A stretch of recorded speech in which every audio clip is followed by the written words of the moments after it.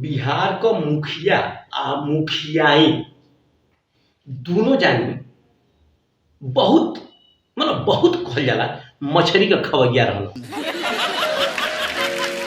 मुखिया से ढेर तो मुखियाई मछरी का खवैया रहल। रोज मुखिया उनके मछली लिया लिया, रोज मुखिया मछली लिया लिया मुखिया के खिया में, लेकिन पैसा एको नहीं लगावे। केना खिया में बताओ था। जब मुखिया देखी कि हौरम सोहिता मछली मारे चल देले बा तो का करे, 1 घंटा 2 घंटा बाद चल जा। जब चल जा तो कहे घरे मोहिता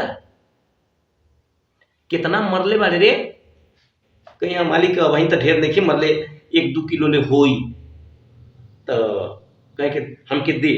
तो कहे काहे के, अब मुखिया जी के डर कुछ कह नहीं पावे। मुखिया जी तो ओकरा से का करे, जबरदस्ती ओकर मछलिया छीन ले। कहे सर नाई देव तो बड़ी काटो। ऊ बेचारा मछलिया दे दे। अब हर दोपहरिया मेहनत करे मुखिया तो ले। मुखिया के रोज आदत बनल है।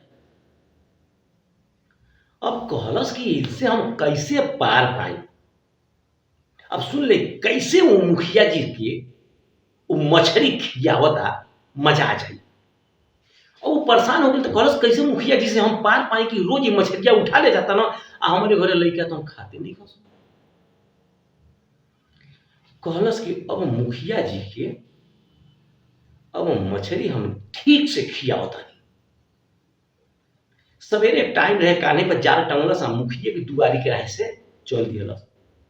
मुखिया जी दतुअन करत रहना, देख लिया ना कि ज्यादा तो का के ना दतुअन उतन कैले के बाद खाना वाना खा के देख लिया ना कि 2 बज गए, 2 घंटा हो गए।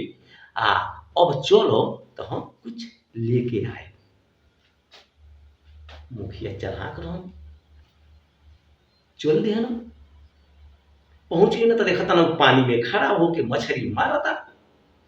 कहना का रे मिलल बा, तो कहता ना कि हाँ मिलल बा ले ला ला दे तो दे हमके। तो कहता नहीं मालिक आज तो आपके हम देख ना, हमारे घरे रिश्तेदार आए ना उनके खाती। कहता भाग सारे तेरे मार में गाड़ी पर 4 लाख स्वरूप ने दे जल्दी कर। बेचारा डेरा है। अच्छा तैसन बात में मुखिया जी न गमछिया हमरे लगवा फेंकी, हमें में बांध के रोड में फेंक देता नहीं, पनिया में नहीं आ पाएंगे, आपको सब गड़िया उड़िया भींज जाए। बात सही कहता है। गमछी के एगो ईंटा में लपेट के फेंक दिया ना, वो बेचारा गमछी पा गई। गमछी में का कैलस मछली बांध के इनके दे दिया। मुखिया जी मछली लेके चलिए ना, काने पतला दले कहना आज का पूछे भाई, आज तो और ही ज्यादा पौले बानी लेके ना तो कहना का रे लीले बा कमाई। कहता का ले आई बानी क्या मछलिया। कहना हाँ मछली ले आई बानी, देख ए बेर मछलिया तनी ढेर बा, अब जो पतोहिया तो ये आई बारी सब नौकी न वो कुल के लेके आ के बनवा दे, तो से नहीं बन पाई अकेले बाहर पतोहियों को मंगा लिए। अब मुखिया ने क्या करी, मछलिया लेके चल दिए। राखी और ओकरे बाद का कहल जाला हंसुआ, ओकरे बाद का कहल जाला थरिया लेके अगना में आ गई। कहली हरे बड़की छोटकी मछली तीनों चल आओ सन, जल्दी जल्दी है कि बना दी जा। अब तो तीनों पतोहियो चलिए। मुखिया ने का करी, मछली तो खोल के अगना में गिरा दिए। जब मछली खोल के अगना में गिरावो ताली, तीनों पतोहिया चलनी सन घर में से भाग बहरे।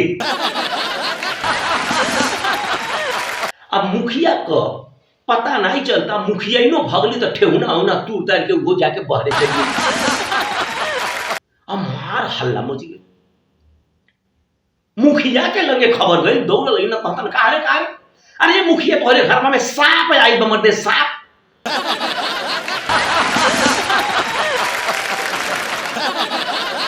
हमारे घर में सांप आई बा। दौड़ो तो मुखिया कहता रे ढिक चौदू के नाती है तो सब मछली मंगले नहीं तो तू सांप ले के दे देले बाड़ है। तक एगो पतो को भूखना फूट गई बा, छोटकी का तो नकुरा लग रहा गई बा।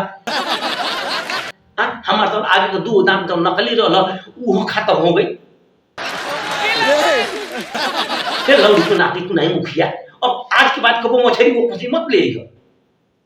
अब मुखिया जब सुनो न तो कहना ये दादा आज हमरा के वो रोज रोज का मछली का बदला ले लिया।